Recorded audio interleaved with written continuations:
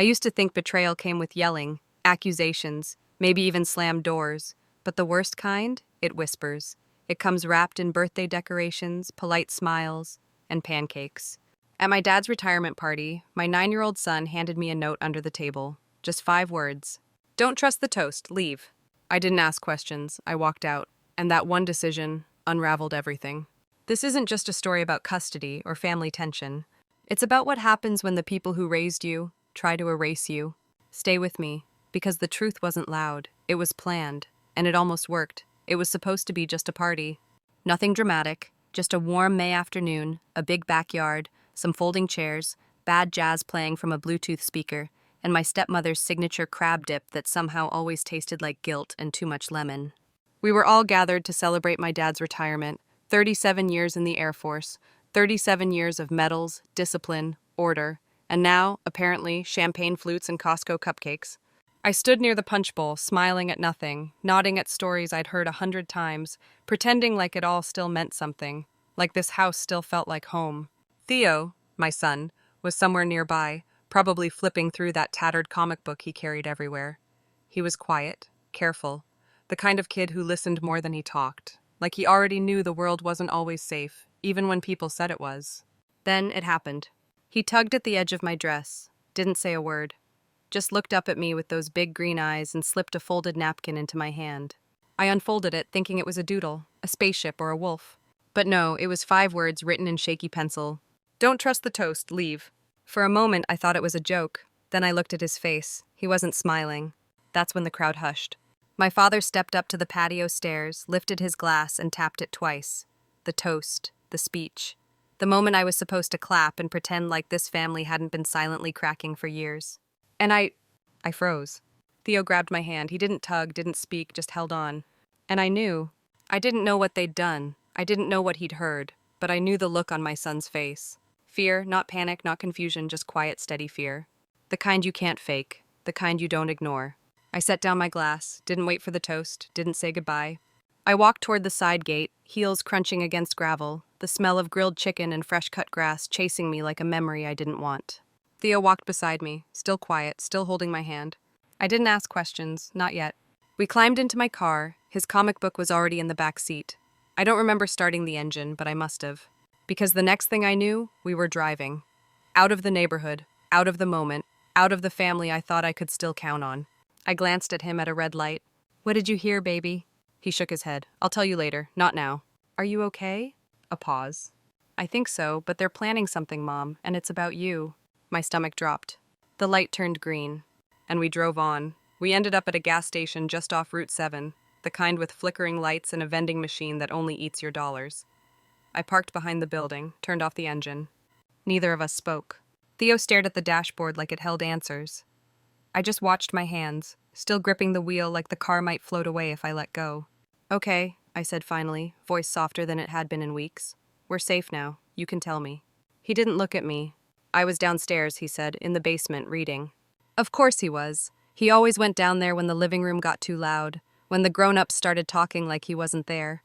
That was the quiet space, the cold concrete sanctuary where my childhood was stored in old plastic bins. I heard Grandma on the phone, he said. She was whispering, but I could hear enough. My chest tightened.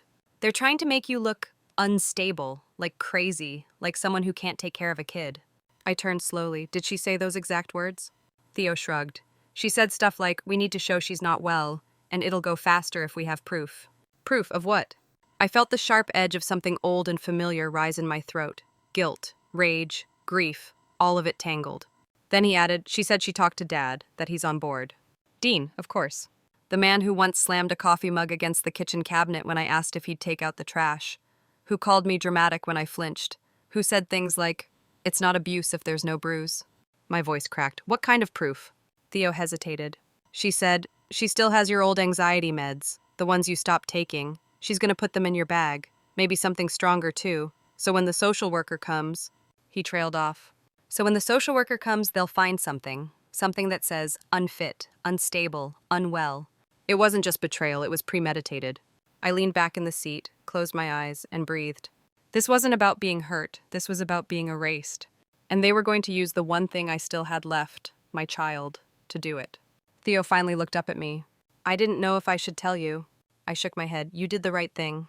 And he did. Because that house, that family, they weren't shelter anymore. They were strategy. A place that used to be safe, now holding plans in the walls. Like the basement was just a bunker for secrets. And here I was, a mother, on the run, again. Except this time I wasn't escaping a man. I was escaping a legacy. That night I drove to Mason's. He lived just past the county line in a small rental with peeling paint and the kind of porch swing that creaked when you breathed wrong. I didn't call, I just knocked. He opened the door in a grease-stained t-shirt, holding a wrench in one hand and a grilled cheese in the other. "Hey," I whispered, "I need a place, just for a night." He looked at Theo, then at me, and said without missing a beat, "You both stay as long as you want." That's Mason. He never asks, he just stays. That night, Theo curled up beside me on the couch.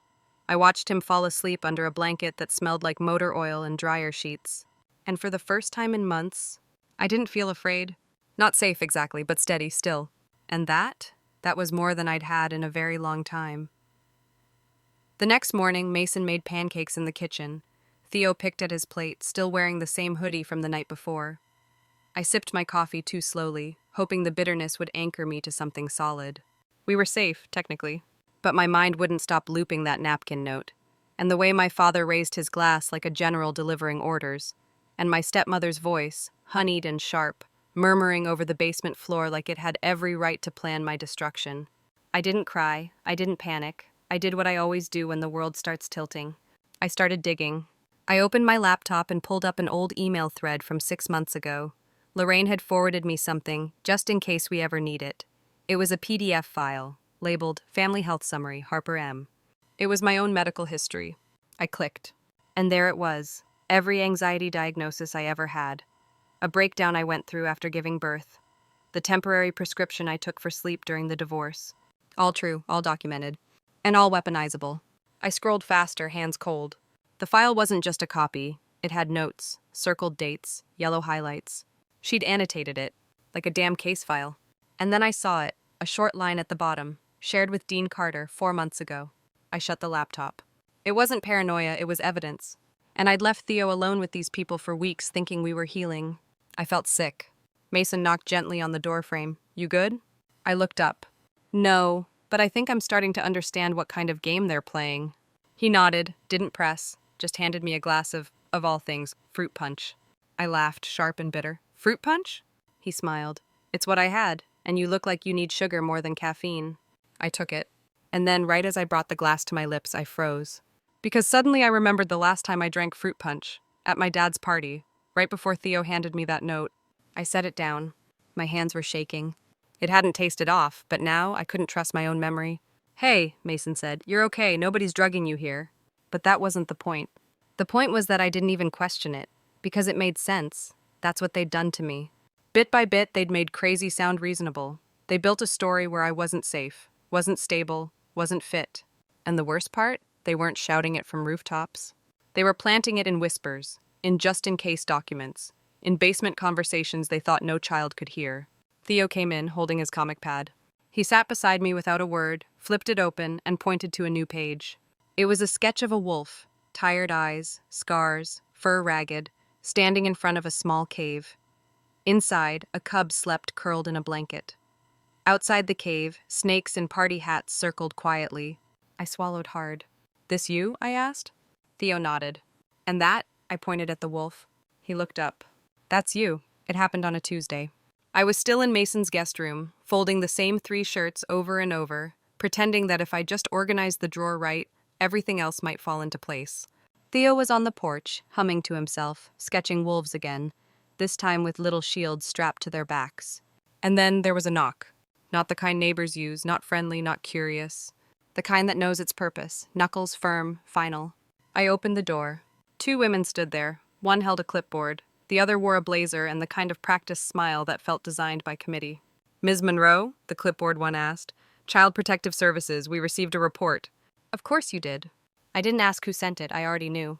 Lorraine, Dean, maybe even my own father. Pick a name. The knife's handle didn't matter, only the blade. "May we come in?" Mason appeared behind me, still drying his hands on a kitchen towel. "I'll put on coffee," he said gently. No questions, no panic. Just presence.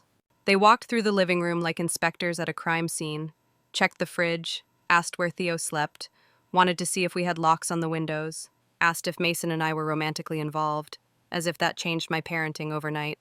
I answered, calm, clear, with just enough warmth to seem maternal, and just enough distance to seem stable. Theo sat quietly at the dining table. They asked him a few questions. He gave one-word answers. When they asked if he ever felt unsafe, he looked at me, not them, and said, only at my grandpa's house. Silence. They wrote something down, closed the file. You'll hear from us only if further investigation is necessary, the blazer woman said. I nodded, closed the door behind them, and then, when I knew they were out of earshot, I threw up in Mason's sink. He didn't say anything, just handed me a towel, then made me sit down with a mug of water and a handful of saltines like I was recovering from the flu. And in a way I was. Not from illness, from impact. They'd found me.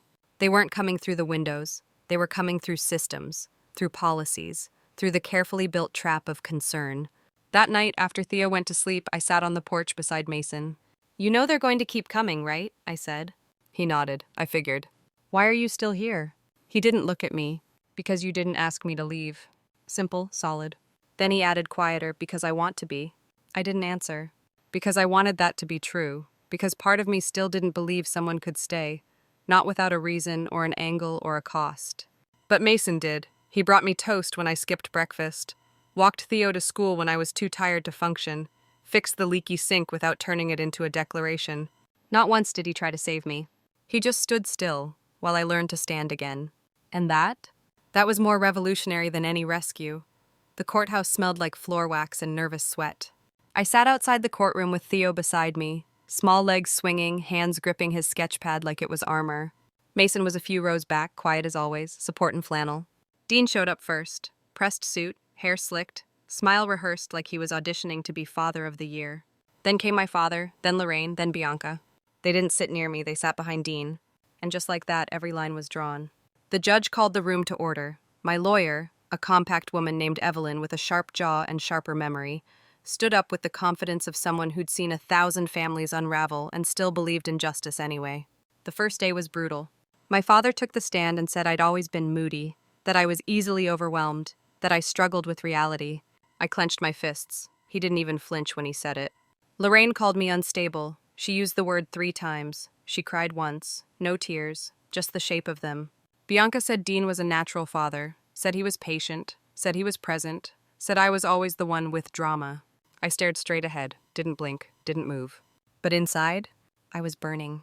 They weren't just describing someone else, they were rewriting me, erasing the years I held Theo through every fever, the nights I worked 2 shifts to pay for his school shoes, the day I left Dean because he threw a remote that cracked the wall 2 inches from Theo's face. But all that, it didn't matter in this room, until it did. Theo took the stand. He looked small, too small, but he walked straight, like he'd practiced. The judge asked, "Do you know why you're here today, Theo?" He nodded. "To talk about who I want to live with." "And who is that?" "My mom." "Why?" He shrugged a little. "Because she listens." Silence. "She makes me feel okay, even when I'm scared." "Are you scared often?" He nodded. "Sometimes, at Grandpa's house, at Dad's." The judge leaned in. "What makes you scared?" Theo looked at me, just once, then pulled out his sketch pad. He flipped to a page. "This." He held it up. A drawing of a wolf curled around a cub. Behind them, snakes and pearls whispered to a man in a crown. The judge looked at it. "And who are these?" "The snakes are Grandma and Lorraine. The king is my dad. They talk about stuff when they think I'm not listening." "What kind of stuff?" "They said they were going to make my mom look crazy, that she'd lose me, that I'd be better with Dad, that they'd put stuff in her bag." My stomach dropped. The room went dead still. My lawyer looked at the judge. "May I submit the drawing as evidence?" He nodded slowly. Dean stood up, red-faced. She coached him. Theo didn't even blink. "No one told me what to say. I heard it, in the basement. I drew it because it helps me remember." Then he added softly, "I don't want to live with people who lie about my mom." And just like that, everything cracked. Dean stormed out. Lorraine chased after him, whisper shouting. My father sat down, hard, like he'd just realized what loyalty had cost him. Evelyn smiled at me. Not triumphantly, gently. Like we were almost there. And maybe, just maybe this time? We wouldn't lose. The court ruled in my favor. Full custody, no visitation, no contact. The words sounded clinical, official, like they belonged to someone else's life. But I heard them, felt them, let them settle over me like warm armor. Dean didn't say a word, just stormed out, suit jacket flapping like a flag of surrender. My father and Lorraine never returned for the final day. They vanished the way cowards do, quietly, under the cover of silence. A week later, their beach photos disappeared from social media. The car they'd bragged about was gone. The glow dried up. Mason showed me a screenshot one evening, a Facebook post my stepmother tried to delete. Sometimes family is the hardest lesson. I read it, didn't flinch, just sipped my tea. That Friday, Theo fell asleep on the couch with his sketchbook open to a new page. A den, warm, safe, no snakes, only wolves. I kissed his forehead, turned off the light, and thought we made it, not untouched, but whole.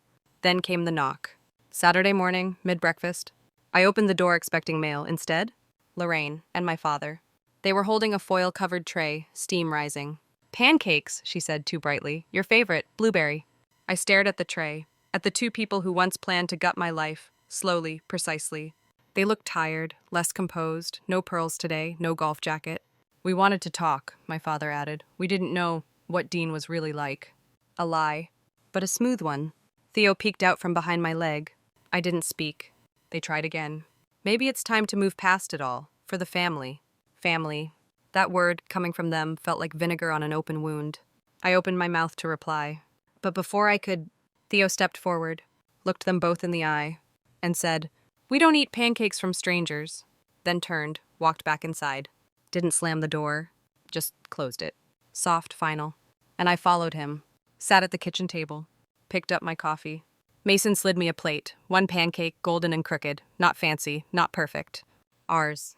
Theo took a bite, chewing slowly, then looked at me. "We're okay now, right?" I nodded. "We're okay." And we were. No mansion, no perfect photo albums, no applause. Just a tiny house, a messy kitchen, and people who showed up without asking for redemption. I hadn't just won a case, I'd chosen a life. And in the end, that was the real goodbye. Not a slam, not a scream. Just a closed door, and pancakes we made ourselves. I didn't walk away from my family because I stopped loving them.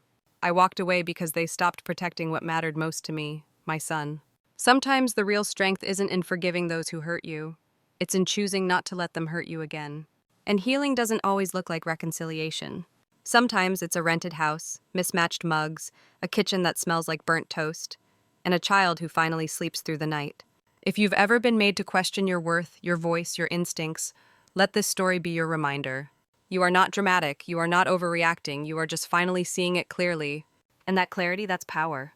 If this story resonated with you, share it with someone who needs to hear they're not alone. And if you haven't already, subscribe for more true stories about resilience, motherhood, and walking away when enough is enough. Because sometimes, the strongest thing you can do is leave the door closed.